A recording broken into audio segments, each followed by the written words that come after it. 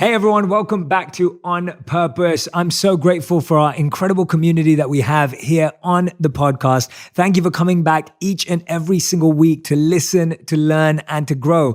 And I'm really excited for today's episode because there are going to be so many practical, actionable tips that you're going to learn for your health and well-being. This is going to be one of those episodes that you definitely want your notebook out. So don't make the mistake. And if you are walking your dog or you're cooking or you're commuting right now and you can't write because you're standing or walking, please come back to this episode because there are going to be some awesome health tips from our incredible guest. His name is DrRangan Chatterjee, is one of the most influential doctors in the UK and wants to change how medicine will be practiced for years to come. He hosts the biggest health podcast in Europe, Feel Better, Live More. He's known for finding the root cause of people's health problems, and he highlighted his methods in the television show Doctor in the House. He's also an international bestseller, and his mission is to help 100 million people feel fantastic by restoring them to optimal health. Rangan, it's great to have you on the show. Thanks for being here. Jay, thanks for having me. Yeah, we've been wanting to do this for a while, so I'm glad that we're both finally here right now. For sure. And I just wanted to say that when I've been looking through your book, I've been looking through your work,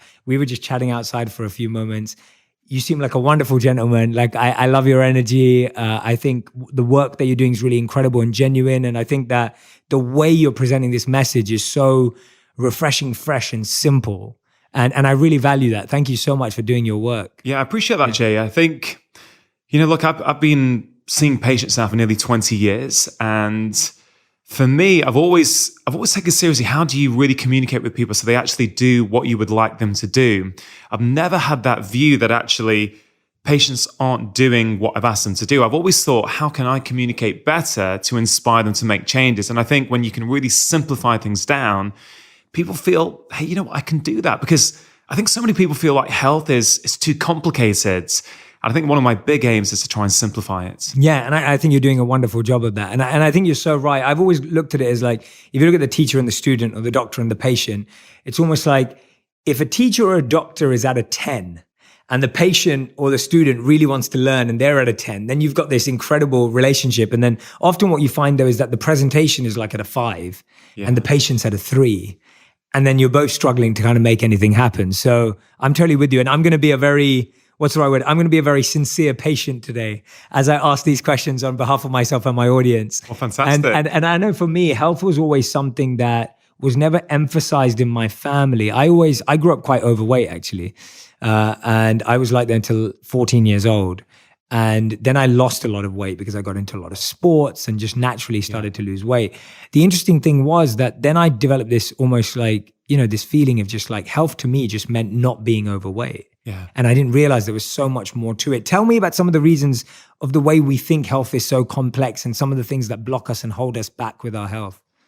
Yeah, I think what really holds us back is, I think the fact that people online are arguing over what is the best way to do something. I think that is one of the reasons that leads to inactivity, because people think, okay, I want to improve my diet, let's say, for example, and then they read one blog or they see a social media post from one doctor or one healthcare professional that they like, which is in complete contrast to what another one who they also respect and admire says, right? So I think this confusion leads to inactivity.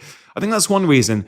I think the other thing is, right. It's a good reason. The other thing for me is that I think we overly focus on one area, okay? Like everyone talks about their diet. Of course, diet is important, but it's only one component. And I guess like what I did in my first book is I talked about 4 key pillars of health. Yes. The 4 areas that I think have the most impact on the way we feel, but also that we've got a fair degree of control over. I think that control piece is important because there's so much out there that we can't control, like, air pollution, for example. Mm-hmm. So I really prefer to focus on the things that we can change. And so my approach is very much about, look, have a look at your own life. Look at these 4 areas. Which one of those pillars do you need the most work in?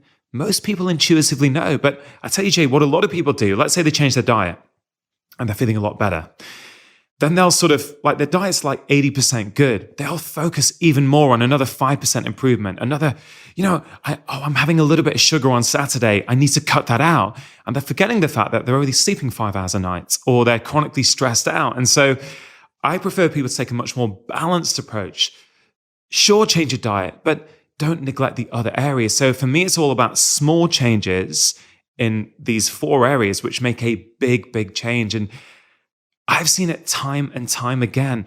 It is not about doing the most extreme diet, cutting everything out, never going out socially because actually you can't eat anywhere. It's about putting things in perspective, and small things done consistently make huge, huge differences. And what's the starting point? Like if you're someone who's, I guess, more on the other end where you're kind of just like, your health's just been kind of something that's going on. You kind of eat wherever you want and you're pretty flexible and everything. What's the starting point? Like what's been your place of like, this is a good place to start? Like this is a fairly easy level playing field for everyone to get going on. Yeah. So it is highly dependent on the context. It's highly dependent on the individual. Again, I would ask them to look at those 4 areas and think about which one they feel they need the most work in. Food, movement, sleep, and relaxation. Great. Okay. So I think that's a useful place to start. I do. And then you sort of focus on the one area. Let's say you think, actually, you know what? I'm not really moving my body much. Okay, fine. Maybe you want to start there. And so I'll give an example. Like I was in my clinic seeing patients a few years ago, maybe 7, 8 years ago now. And I saw this chap, I think it was maybe late 30s, early 40s, a little bit overweight, struggling with energy, struggling to concentrate, just general stuff going on, and he wanted some help. And at that time, I thought, you know what will really help you? I think some sort of strength training is going to help you because it helps change your mood or give you energy. And he really liked that. And he said, okay, Dr. Chatterjee, what do you want me to do then? I think that's a great idea. Would you like me to do 45 minutes 3 times a week at the gym? And I said, hey, that will be amazing. Yeah, fantastic. He goes off feeling inspired and full of motivation. 4 weeks later, he comes back. I see him and I say, hey, look, how have you got on? And he said, Doc, you know what? Work's been busy. The gym's quite far away. It's quite expensive. I've not actually done anything. So Jay, I never thought in that moment, why has he not done what I've asked him to do? I just thought, Rangan, you've clearly not given him advice that he feels is relevant and practical in the context of his own life. So in that moment, I took my jacket off and I said, right, I'm going to teach you a 5-minute workout that you can do in your house without joining a gym, without buying any equipment, and without even getting changed. It's what I call like the 5-minute kitchen workout. And I said, I would like to do that twice a week. He goes off and he comes back a few weeks later. But before he left, he said, just twice a week, just 10 minutes a week. I said, yeah, that's all I want you to do. When I review him 4 weeks later, I said, how are you getting on? He said, Dr. Chatterjee, I love it. Right, I started off doing it 5 minutes twice a week. Now I do it 10 minutes every single day in my kitchen just before I have my evening dinner. And I think the reason I use that story is this.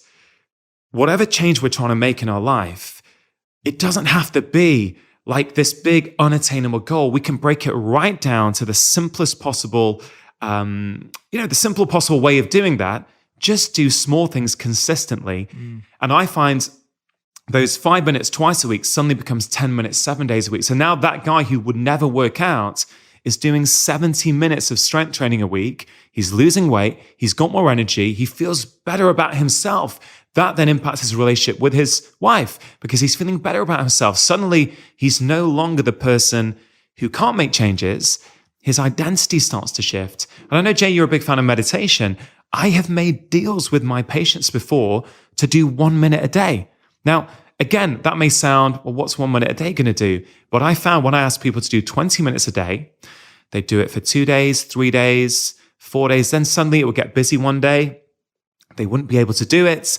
And then they suddenly become identity-wise, oh, I can't do that. Meditation's not for me. And there was one particular patient actually, where did she live? I can't remember where she lived. But one particular patient who said, meditation is not for me. And I knew that actually her stress levels were the main driving factor in her health. Her weight, I think, was coming from her stress.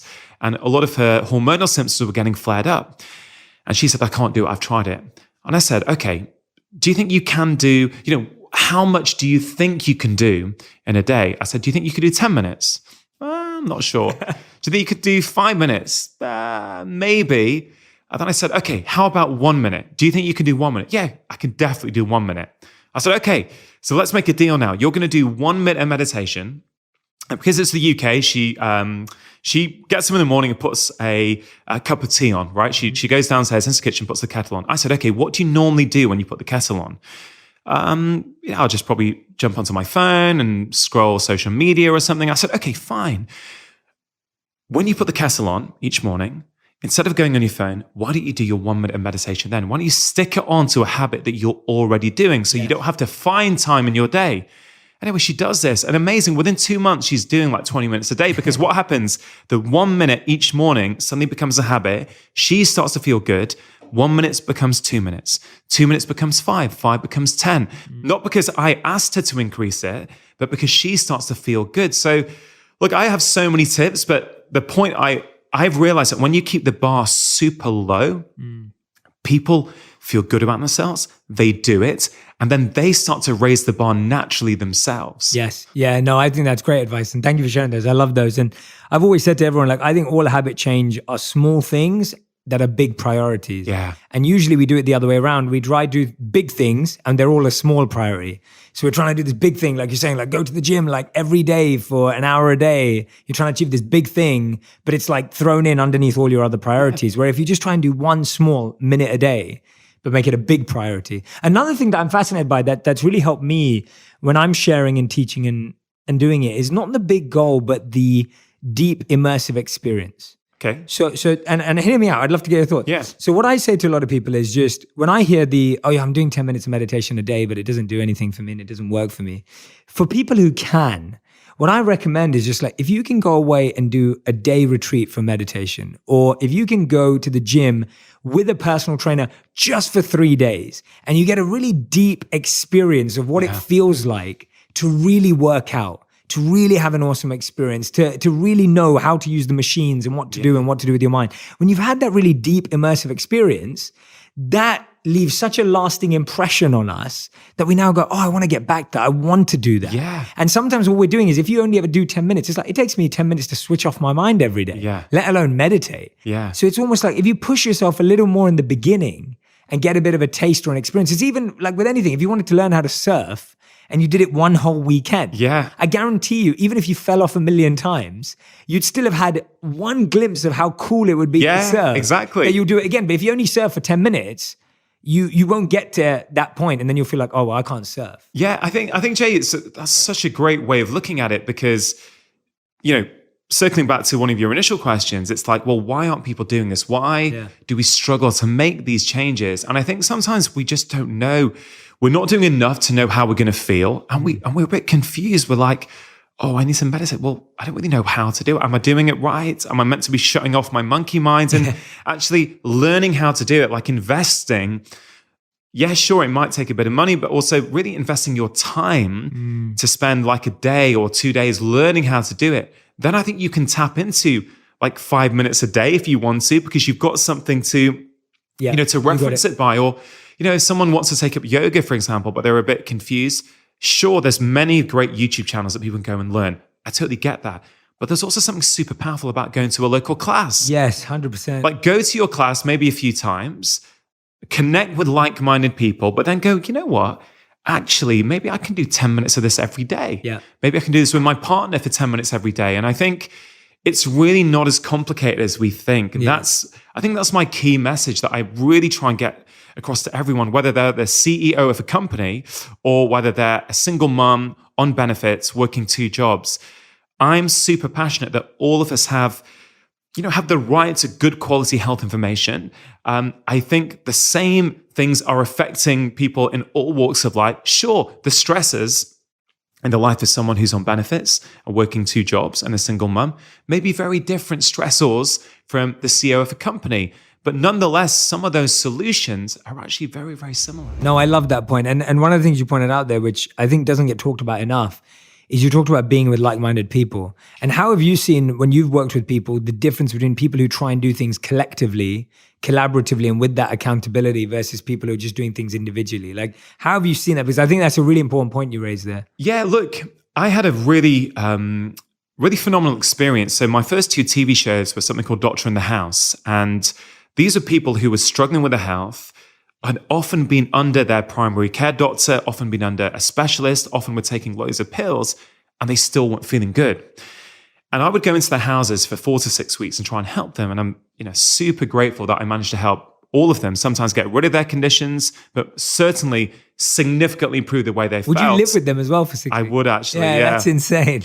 Yeah, I would. Not the whole time. I would stay a few nights, which I think, frankly, is probably a bit awkward for me and the family to have this kind of wellness doctor in their house observing everything. But I tell you, you do learn stuff when you do that. You see stuff in a way that you just wouldn't otherwise have seen. You pick up on various things, relationship dynamics, stresses that are going on, how people eat, not only what they eat, how are they eating? I'll tell you one thing from that I really discovered, and this is probably one of my top tips actually, is I went around all these different families around the UK. It's the same here in America. People aren't eating together, right? I would go into families or couples and it would be dinner time. Like the dad might be in the kitchen eating, the mum might be on one end of the sofa watching television, the daughter, the teenage daughter, was on the other end of the sofa on Facebook while she was eating, and the son was somewhere else. I remember it so well. And I would make a recommendation to all of these guys. Say, guys, look, I know you guys are busy, you've got different routines, maybe just for one meal a day, if you can, sit around a table together, put your phones off and see what happens. Now, what was really interesting, whether it was a family or whether it was a young couple, right? All of them reported back to me, hey, you know what? Like I'm eating better, but I feel closer to the people around me. Like this couple, the guy said to me, hey, you know what? I can't believe how much it's changed things because I'm talking to my wife now. I'm actually finding out about her day, and we're feeling closer. We're getting more intimate, and all stem from just eating together. And this is something I'm so passionate about that, as I know you are, many times these days, we're with the people who mean the world to us, right? We're with our friends, or we're with our partners, we're with our kids. We're physically with them, but mentally, we're not in the same room. We're sort of lost in our phones. And look, I'm not criticizing. I will do this sometimes, okay? So I'm not trying to say I'm whiter than white here. No, I have this issue as well. It's a constant battle. But even when we're with these people that we love, we're not present. Yes. And I think that is a key thing for us. And it's not about getting rid of your phones, right? It's simply about, hey, a bit of priority, like maybe at meal times, maybe actually when you're out for dinner with your friends, or when you're sitting at home with your family or your girlfriend or your boyfriend, maybe just put the phones away. It is such a simple thing. It makes a huge, huge difference. So that was sort of one element. Yeah, I love that. To talk No, about. that's a great answer. I'm really glad you brought that up. And it's interesting that you observed that when you were living with family, because that's something we don't see. You don't think of that as being a block to health. And I know that for me, and that's one of the reasons what we were talking about earlier. Like I have a commitment with my wife, and that was that I would have dinner 4 to 5 nights a week with her. Yeah. And so like when we first moved to New York and moved to LA, I was getting invited to all these networking events and all these cool places to be, and like dinners with this person, dinners with that person. And it was always just like, I was like, if I can't take my wife with me, I don't want to do that, because then you don't see that person, right? And this one meal a day that you're asking people to do, it's not that difficult to do one meal a day. Jay, look, it's such a good point. There's so much opportunity out there these days. Many of us, we as I do, we look at our Instagram and we're like, oh God, that guy's doing that cool thing, or that, oh, I should do that. I want to do that. You feel like you're missing out if you're not doing this stuff. But we really got to focus internally and go, I would ask people listening to this podcast, who are the people that are actually really important to you? Have you spent real quality time with them recently? If you haven't, that's okay. Just be aware of that and try and figure out, what can I do? Can I give you another example that really illustrates it? So I saw this 36, 37-year-old chap in my clinic, and he was from the outside really, really successful, right? Own business, driving a sports car. He was working late into the evening on his business, emails, Saturdays, Sundays, working all the time. And he came in to see me and he said, Dr. Chatterjee, look, things are starting to change. Like I'm quite low in energy sometimes. I can't maintain my concentration a lot of the time. Sometimes I struggle to get out of bed, and sometimes I'm feeling a little bit low. Is this what depression is? And I said, okay, look, let's try and figure out what's going on. So look, we spent a lot of time talking. I did some tests. They were all normal. And it became super clear to me that he never saw any of his friends. Now, he was actually quite lucky. He lived in the place where he grew up. So he had friends who lived nearby, but he never saw them. He said, yeah, I see what they're up to on social media. So look, he would see pictures of where they were going. He would see pictures of where they were going on holiday. He'd see pictures of what they had for dinner last night, but he wasn't seeing them. And I said to him, look, I tell you what, are you open to this? What I think would be really helpful for you is for the next 6 weeks, I want you to see at least one of your friends once a week. And when you see them, I'd love you to consider putting your phones away and just being really present for the interaction. And he was pretty desperate because he was at a low stage. So he said, yeah, okay, I'll give that a go. 6 weeks later, he comes back in and I say, hey, look, how are you getting on? He said, Doc, I feel like a different person. My energy's up. My mood's better. I'm smashing it at work. I feel really good. I said, okay, great. What did you do? He said, well, the very first time I played five-a-side football with my friends who I'd not seen for years. I said, okay. And then he goes, but after that, we didn't really have time. Every Sunday morning, we went to the local cafe and we just caught up for an hour over a latte. That is all he did. So my question is, did this chap have a mental health problem? He certainly had symptoms that were consistent with that sort of diagnosis. Or was it really that he had a deficiency of friendship in his life? And when he corrected his friendship deficiency, everything comes back online. He feels better. He's working better. He's more productive. He's got more energy. And I think that's a very powerful story because we are told that we're living in this ultra-connected time, that we've never been this more connected. And sure, in a digital sense, I absolutely agree. But when it comes to real, deep, human, meaningful connection, I'm not sure we've been this isolated. And I think, I don't know, you may have discussed this on the podcast before. Studies have shown that actually the feeling of being lonely is as harmful for your health as smoking 15 cigarettes a day. And I've read that. And if people are wondering why that is, would you mind if I briefly explain that? Yeah, I'm listening. You've got to understand that your stress response is there to keep you safe. Right? That's what it's there for. It evolved millions of years ago. So very simplistically, 2 million years ago, you're in your hunter-gatherer community, getting on with your business, doing whatever you're doing. If a wild predator was to attack or to approach, your stress response would kick into gear. So many things would happen in your body, right? Your blood sugar would start to rise so you can run faster. Your amygdala, that's the emotional part of your brain, that would go into high alert so that you're hyper vigilant to all the threats around you. That's an appropriate response when you are literally in danger. The problem today is that our stress responses have been activated not by wild predators, but by our daily lives. So if your email inbox on your to-do list is stressing you out every day, your body might be pushing your blood sugar up every day, which is going to cause low energy, obesity, and ultimately lead to type 2 diabetes. If you're stressed out every day, your amygdala is going to be on high alert. So you're going to be hyper vigilant to all the threats around you. Jay, that's an appropriate response if there's a predator there. That's an appropriate response if we're in downtown LA at night, walking down a street, and we think someone might be following us. You want to be on high alert. But if that's happening day in, day out to your life, that's what we call anxiety. Yeah. Right? So once you understand the fundamentals of the stress response, you can understand why 90% of what a doctor like me sees in any given day is in some way related to stress. So if we go back to this loneliness piece, if you were lonely, why is it so toxic? 2 million years ago, if you were not part of your tribe, if you were outside your tribe, your body is super smart. Your body's figured out that, hey, I'm now vulnerable to attack. I better prepare in case I do get attacked. So your body becomes inflamed, your immune system gets ramped up. All these things happen to protect you. The problem is that's happening to many of us these days from feeling lonely, from this lack of real human connection. It literally changes our biology. This is not kind of the soft stuff, right? This is the real hard biological stuff that we're not talking about enough. I know you make a huge effort on your content that you put out to talk about this stuff, but it is so, so important. And I go back to this 37-year-old patient of mine.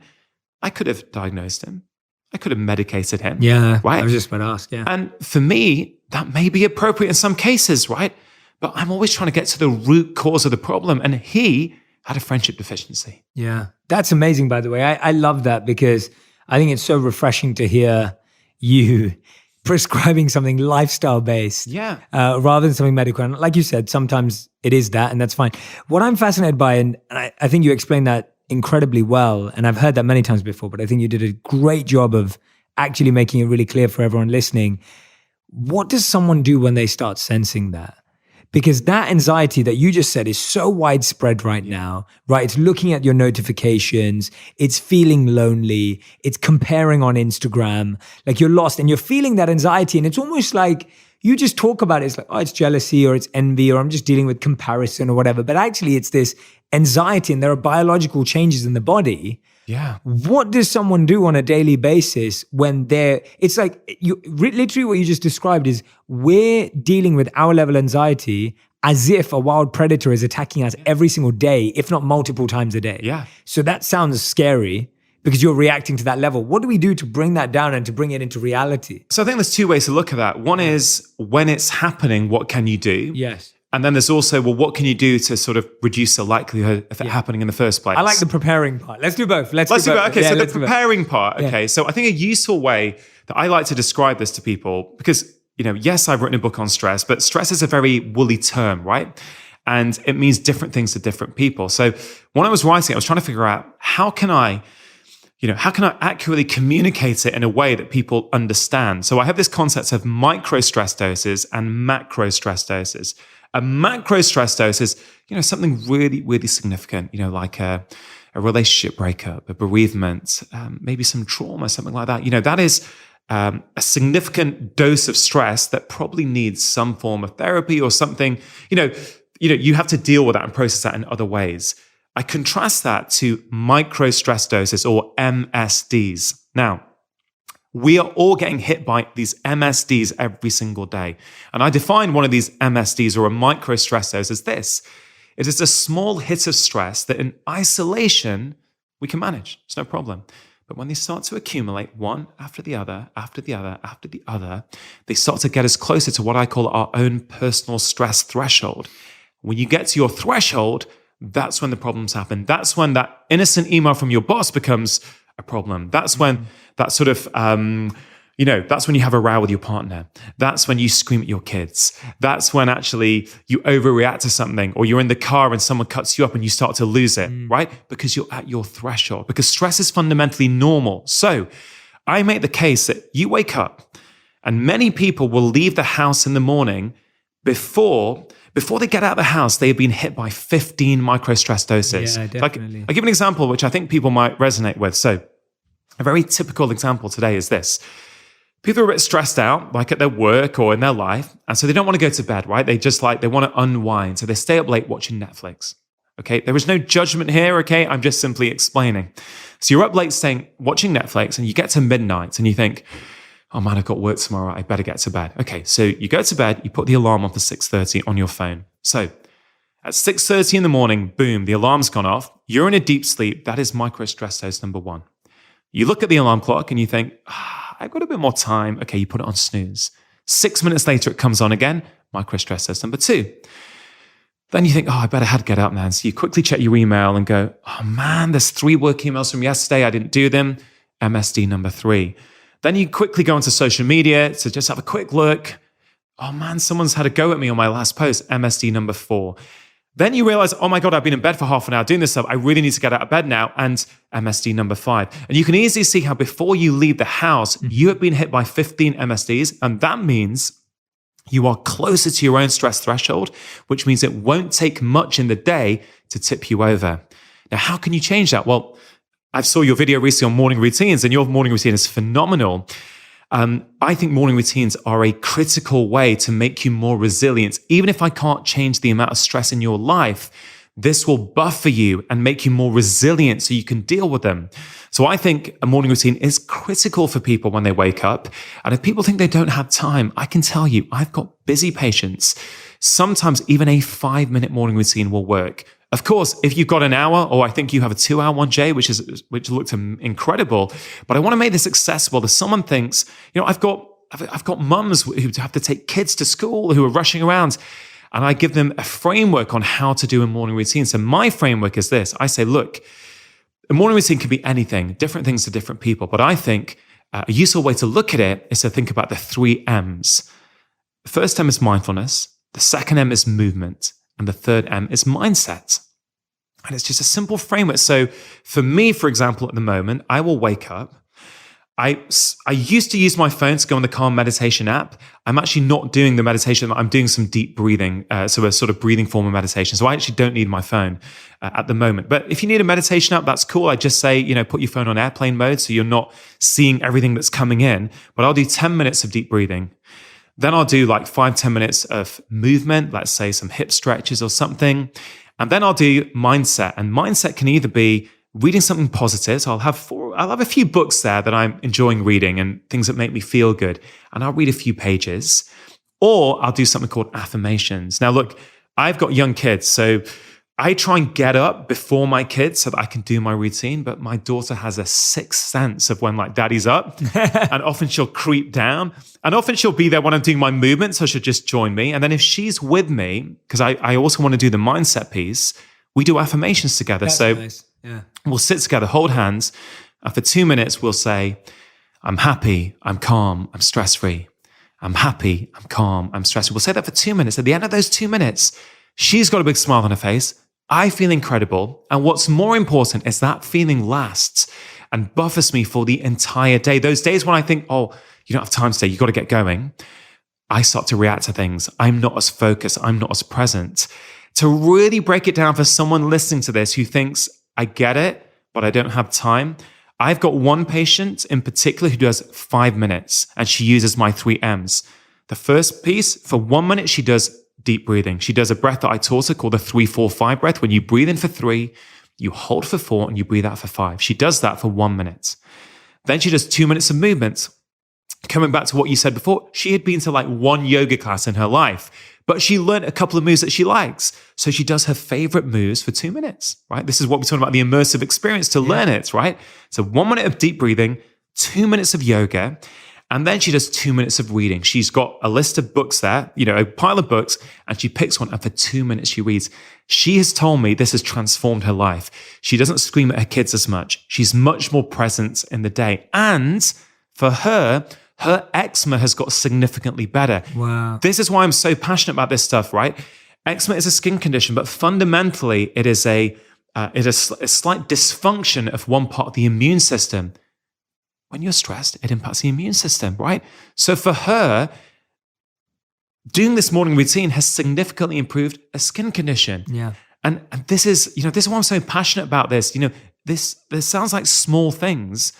You give it a big priority, as you say, and it really leads to a lot of improvements. Yeah, I love that. And that's so stretchable because you can do it in 5 minutes, you can do it in 10, you could give yourself 15, and you could grow it, but it could be as simple. And I love the 3 things together. I think Can I ask you, Jay, actually? I'm super intrigued because in your 2-hour morning routine, I do all 3 of those things. I was going to say, because, so what do you do? Yeah, so I wake up and my biggest practice is my meditation practice, which includes everything from breath work through to visualization, through to mantra and affirmations. So my meditation— You cover the whole lot. Yeah, I do all 3 types of meditations: breathing, visualization, and mantra or affirmation.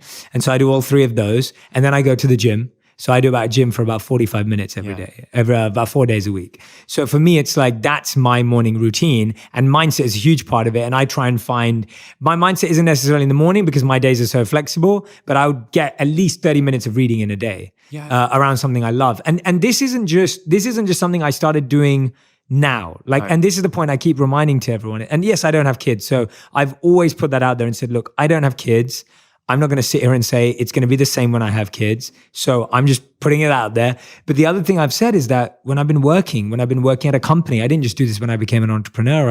I've done this for years, and I've avoided watching 2 extra episodes in the evening so that I can get that time back in the morning. And I think that's the difference, that I sleep much earlier. So when I wake up early and get 2 hours at the start of the day, that's because I want to sleep at 9:30 p.m. Hey man, snap. I tell you what's changed for me when I had kids is it's shifting my bedtime earlier, because I've realized for me, and this point's super important for people, you got to figure out what works for you. Yes. Right?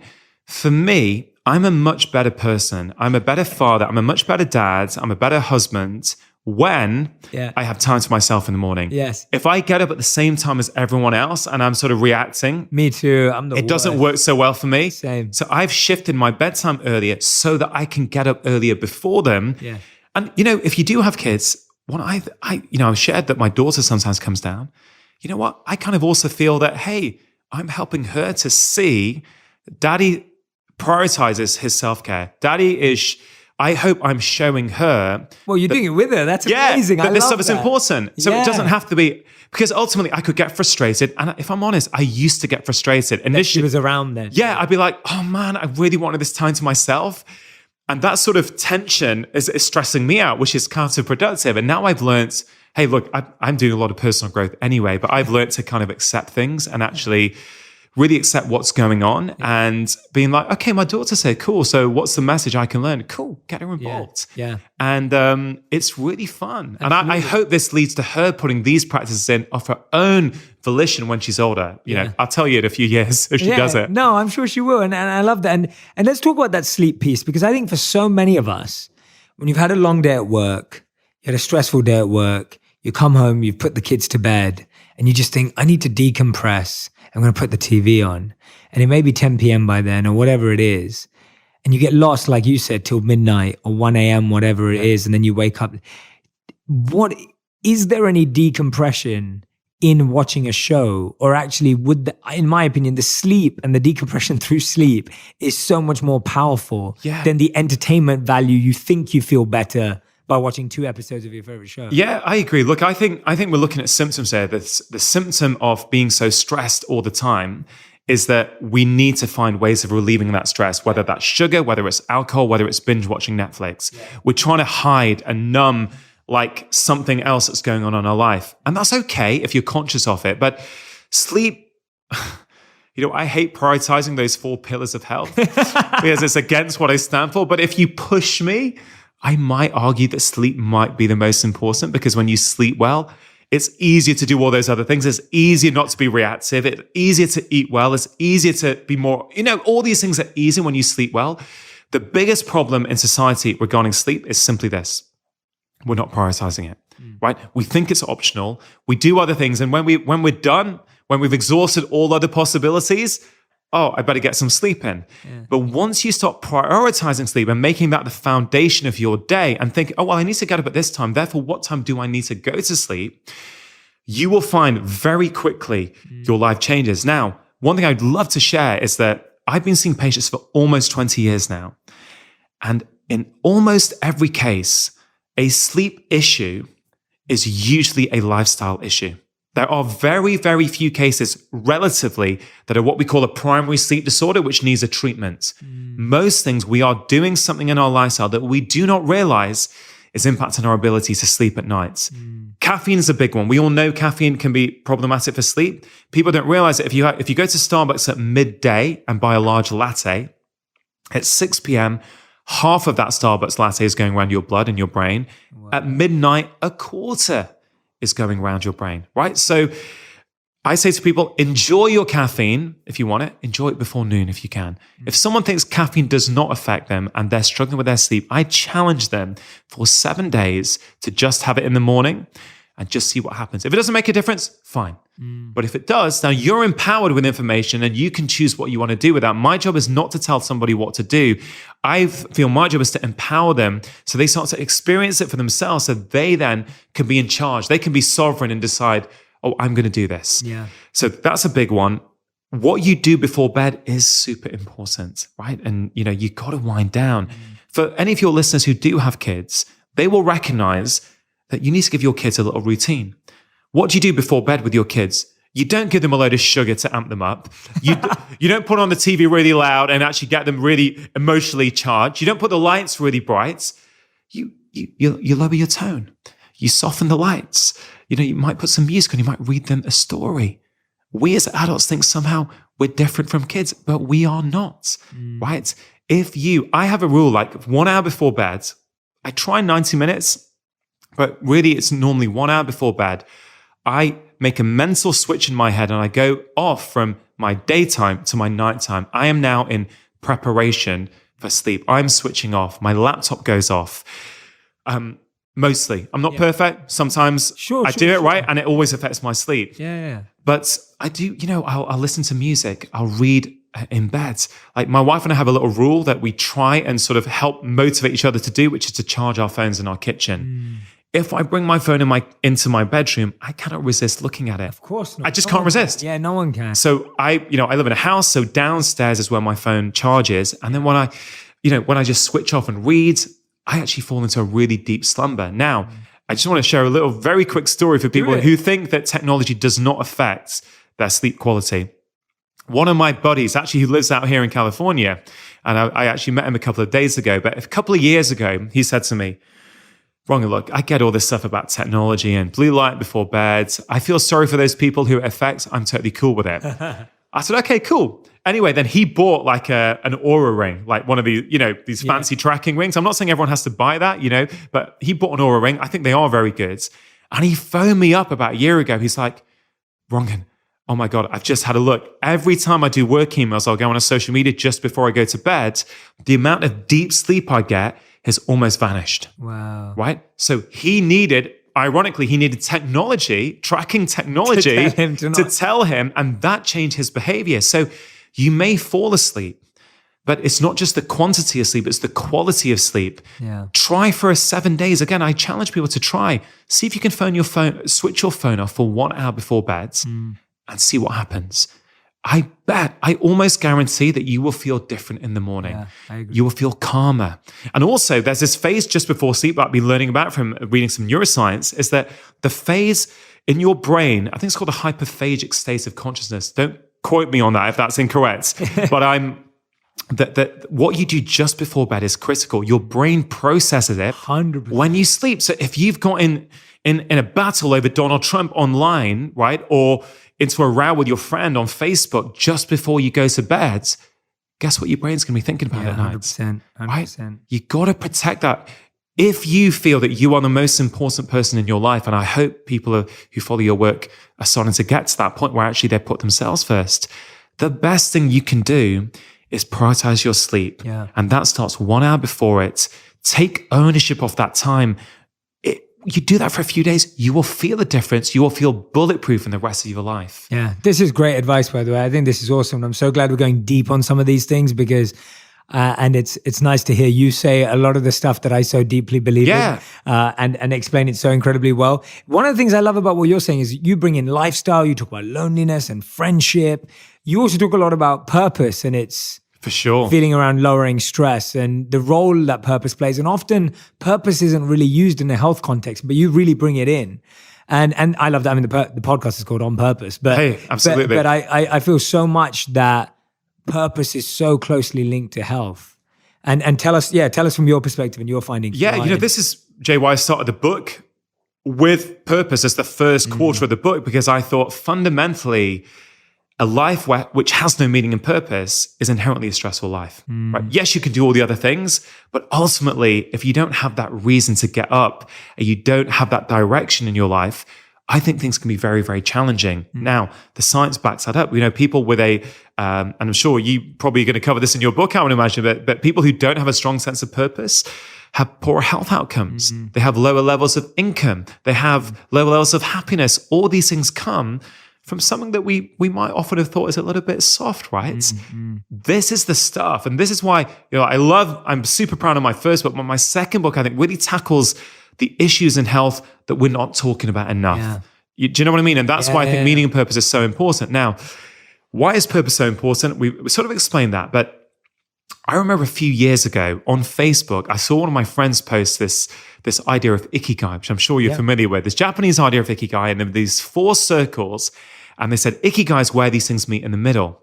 And those 4 circles were try and find something you do in your life that you love, that you're good at, that the world needs, and that pays you money. And I remember looking at that. And it was just a couple of years after my dad had died. So I was going through a huge sort of, I cared for my dad for like 15 years with my mom and my brother. And dad dying was one of the biggest shifts for me. And that's really set me on this path to kind of personal growth and trying to figure out who I am and what I'm doing. And I looked at that and I thought, ikigai, I want ikigai in my life. I fancy a bit of ikigai. And I would talk about this concept with my patients. And a lot of my patients would say, yeah, I like that, but it's just too intimidating. I don't know where to start. Yeah. And when I was doing the UK book tour for the book in January, I was in London. I was taking a Q&A at the end, and this Japanese student put a hand up. And she said, Dr. Chatterjee, I just want to share that I've grown up with this concept. Oh, wow. And I have found it so, I've actually found it really hard. I found it an impossible bar to live up to. And I found that so interesting because I love the concept, but then I'm always thinking about, well, what if my patients or what if my friends are finding it too difficult?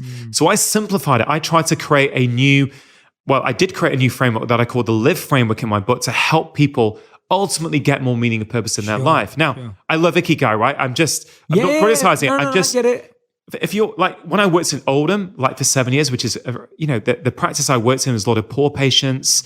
A lot of them were on benefits. They didn't really have the thought of actually finding one thing that ticked all those boxes was just like pie in the sky, right? So the Live framework I really enjoy, and we don't need to go through it all necessarily, but it's LIVE, L for love, I for intention, V for vision, and E for engagement. Now, if we just take the first one, because I think this is really practical take home for people. The first one is love.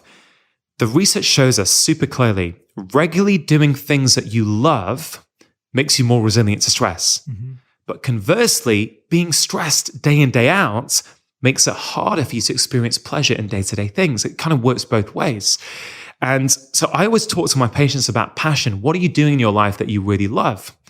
Again, I mean, another patient example, which I think brings it to life, 51-year-old chap. Maybe, I don't know how old your listeners are, right? I don't know if that's a bit older or not, but I think there's a very powerful story here. 51-year-old chap comes in to see me. He's the CFO of a local plastics company. Good job, good money. He's married. He's got kids. He lives in a pretty big house. He comes in to see me, again, worried about depression. He said, Doc, I struggle to get out of bed sometimes. I'm indifferent about things. I just lost that get up and go. I feel quite down sometimes. I said, okay, fine. I try to tease out what's going on. I said, how's your relationship with your wife? Yeah, it's so. We don't see each other that much. It's fine. Very, very indifferent. I said, how's your job? Job, it just pays the bills. I don't really enjoy it, but I need it. It pays the mortgage, helps put food on the table.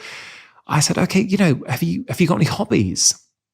Doc, I don't have time for hobbies. I'm a busy guy. I don't have time. I said, what about the weekends? Weekends, I've got to do the housework, got to do all the chores, take the kids around to their sports clubs. I said, okay, did you ever have any hobbies? Yeah, well, as a kid, as a teenager, I used to love playing with toy train sets. I said, okay, do you have a train set, right? And he's like, yeah, I think so. I've got one in the attic, but it's really dusty. I haven't seen it in years. I said, okay, what I'd love you to do tonight when you get home is get your train set out. Now, look, I appreciate this may not be the advice he was expecting from his doctor, I love it. But this was the advice I gave him. Then I didn't see him for a little while, which is not uncommon. We have so many patients, we can't follow them all up. 3 months later, I was in my clinic car park about to do some home visits, and I bumped into his wife. And I said, hey, how's your husband doing? She said, Dr. Chatterjee, I feel like I've got the guy I married back again. He comes home from work, he's pottering around on his train set, he's on eBay trying to buy collector's trains, and he's subscribed to this monthly magazine now. He's just like a different person. Yeah. I still hadn't seen him. 3 months later, I see him. He'd done some blood tests. He came in for a check with me. And before we went into that, I said, hey, how are you getting on? So, Doc, I feel like a different person. I feel happy. I feel energized. I absolutely love it. Thank you so much. I said, how's your relationship with your wife? He's like, we've never been closer. Things are super, super good. I said, what about your job? I really, really enjoy my job now. So what does that tell you? You asked the question again, did this chap have a mental health problem? Sure. He had symptoms. I could have diagnosed him with something. Or was what he really had a deficiency of passion in his life? When he corrects his passion deficiency, everything else comes back online. Yeah, he feels better in himself. Now he's enjoying his job. Now he's closer with his wife. Now he's got more energy. And it started with him playing with his train set. So for people listening to that, I would love them. And actually, to make it super easy, I challenge all of my patients to say, look, can you give yourself a daily dose of pleasure, even if it's just for 5 minutes, right? 5 minutes. It could be a walk. It could be listening to a podcast, reading a book. It could be watching one of your like videos, one of your feel-good videos, like go onto your account and watch one of them to make you feel good. Doesn't matter, whatever you enjoy doing, give yourself, I want to give a daily dose of pleasure. I want people to give that the same priority as they might give the amount of vegetables they have on their plates. Yeah. When we talk about health, we're not talking about pleasure. We're not talking about passion. It is so important.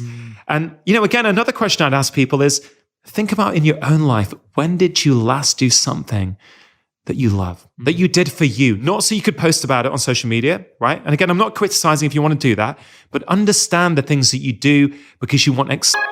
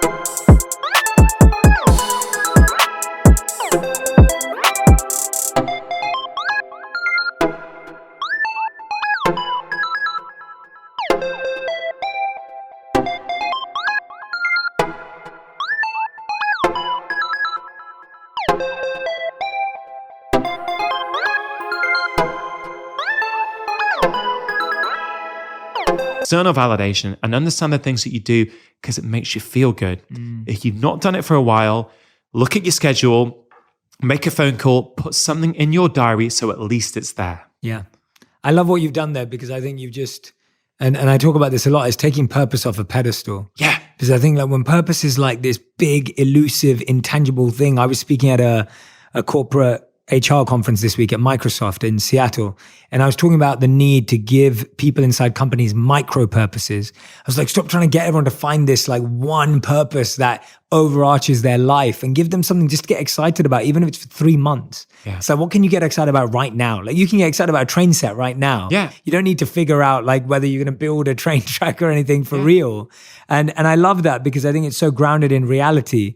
And so often it's stuff that we left in our youth. Exactly. I mean, one of the reasons why I started making videos again is because I asked myself that question. I was like, what would my younger self be sad that I stopped doing? Yeah. And my answer to that was writing. And my answer to that was being creative. And my answer to that was, expressing myself through the written word and spoken word. Yeah. And that's kind of why I went back to it. And that's where I get the most buzz. I get the most buzz from putting together words that can help people and, being creative. But Jay, it's like a ripple effect. Yes. Why I start small is if someone starts to reconnect with their passion, you know what? That will lead you to connect with yourself 100%. more. And you may make different decisions in 2 years. You may not know what your meaning and purpose is now. Yes. Start with passion and it will start to become clear. Yeah, I'm with you. Absolutely. It's as simple as that. Like it is. It's as simple as that. It's just start with what you like doing right now. Even if you don't love it. Yeah. Start with what you just like doing and what you like getting involved with. And same with the people around you. I think we're not decisive enough with our lives and our time about like, so many people say to me like, gee, I spend 75% of my time with people I don't like. Yeah. I'm just like, shift that. You don't need to, you don't have to, like there's no need to do that. So thank you for getting us started on that. I'm so glad we dove into purpose. Hey, not at all. Because I think it's such a powerful way. And tell me about intention. Intention. I want to know. Yeah. Because what I mean by intention is, again, if someone is already out there living their purpose, this may not be relevant, right? Yeah. I'm trying to bring it down to people who put it on a pedestal and think I can't do that. I think for most people it's on a pedestal. For sure, exactly. Yeah. And so intention is about doing something each day with complete mindful intent. Right? It doesn't need to be your whole day. Of course, I'd love it to be your whole day. I don't live my whole day with real mindful intent. I hope at one point I'm able to, but I can't. So I say choose one thing. Let's say you love, I don't know, coffee, right? Or tea. I'm in LA now, so I feel less about talking about tea. I feel more like talking about coffee, which is what everyone does in the US. Yeah. But when you're drinking it, when you're making it, right? Make it with real intent and purpose. Maybe for 5 minutes in the morning, focus on your coffee ritual. Like I used to have a real coffee problem. That was a crutch for me. And what I used to do is it would be a real ritualistic part of my day. I'd get up, I'd put the kettle on, and I'd weigh out the beans on a scale. No, I didn't have social media. I didn't have music on. It was all quiet. I'd literally watch the water pour on it, and it starts to froth. I'd put on the cafetiere. I'd put it on top. I'd just sit there for 4 minutes, just watching it, smelling it, taking in the aroma, and then mindfully drinking it. Right? The Japanese have tea rituals. It takes like an hour to prepare a cup of tea. Right? It's not about the tea. It's about the process around it and what that symbolizes. I'm just trying to ask somebody to find something. Maybe it's a cup of coffee, maybe it's a cup of tea that they prepare and drink completely mindfully. Because I find when you do that, totally it agree. bleeds into the other aspects of your life. Yeah. It's not about that 5-minute session necessarily. It's what it does. It's a bit like meditation, isn't it? Like meditation, often you don't get all the benefit in the moment. You notice it later. Like you notice when I spoke to Light Watkins once on my podcast, who's a meditation teacher, and he goes, the mistake a lot of people make is they try and assess the result of the meditation immediately when they finished. Yes. Yeah. And sure, you may feel calm, but often it's in the other 23 and a half hours in your day 100%. where you get the benefit. And so the intention piece is simply choose something, right? And I think coffee and tea are quite good examples for people because they're things that we all do. Yeah. And just do it mindfully with presence. Yeah. That is a form of meditation, you know? And it's to try and take even meditation off its lofty pedestal and bring it right down. And I guarantee you do that 7 days in a row, only for a few minutes, you will notice yourself being more mindful and present at other times. Yeah, absolutely. No, I'm totally with you on that. And I talk about that a lot in my work right now as well, of just like, you've just got to do what you're doing anyway, whether it's showering, brushing your teeth, coffee, cooking. Like you do any of those acts mindfully. You don't even need to find that. And what I loved about what you said is that what we try and do is we go, I don't want to focus during this activity and I want to focus during this one. And I think that's a mistake because when you focus on something as simple as making your tea or your coffee, like you said, it bleeds into it. And now you're focused on everything. Whereas if you go, oh, while I make coffee, I'm just going to do it quickly. Yeah. But then when I get to that meeting, I'm going to be really focused. It doesn't work. We got it wrong. We flipped it. Yeah, exactly. Pay attention to the small things and the big things will start to take care of themselves. Totally. Yeah, absolutely. And we try and do it the hard way around. I'm going to focus for an hour, but I can't focus for a minute. Yeah. It's like, we're going to go to the gym and work out for an hour. It's like, well, maybe just start 5 minutes a day. Yeah. Right. And so, Jay, the overall issue, the point for me is, with all these patients, these tens of thousands of people I have seen, 80% of what we're now seeing, right? 80% is in some way driven by collective modern lifestyles. It's that simple. And that's not being judgmental. I'm not putting blame on people. I get it. Life can be very tough. It can be very stressful. It can be very busy. But if you focus on those small things and pick one thing you heard about in this podcast. Not all of them. Pick one thing that resonated with you. Yeah. If you heard something that didn't resonate with you, fine, leave it. Yeah. Pick the one thing that did. Like I would say the 5 minutes and passion. I mean, you don't need a prescription to do something we love, right? Yeah, start there and see what happens in the rest of your life. Yeah, I love that. That's amazing, Rangan. Rangan, we end every episode with a final 5, which is our final 5 rapid fire, quick fire round. So it's like 1 word to 1 sentence answers. Try to keep my stress levels down now. I'll do something. I say that and I'm like, I feel the stress. You feel the stress. Do your 3, 4, 5. I'm doing my 3, 4, 5. 3, 4, 5. So these are your final 5. Number one question. Are some people truly more creative at night? Yes. Oh, okay. Tell me more. I'm intrigued. Like if some people are like, I need to stay up at night to be more creative, to, get more work done. You mean like that? Yeah. I would say no. Oh, okay. Because I think we kid ourselves that we're night owls. So many of us do kid ourselves and we use light to keep us up and then we get that second wind, but you can easily change your rhythm. So I'm going to say no. Okay, good. I'm glad. Thank you for that. I appreciate it. Let's see this. I'm picking some good ones for you. Back to the breathing. What's something you're trying to learn right now?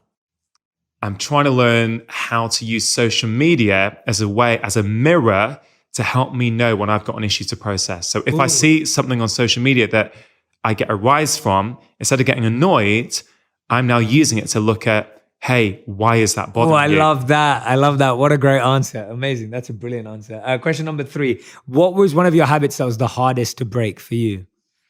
Coffee.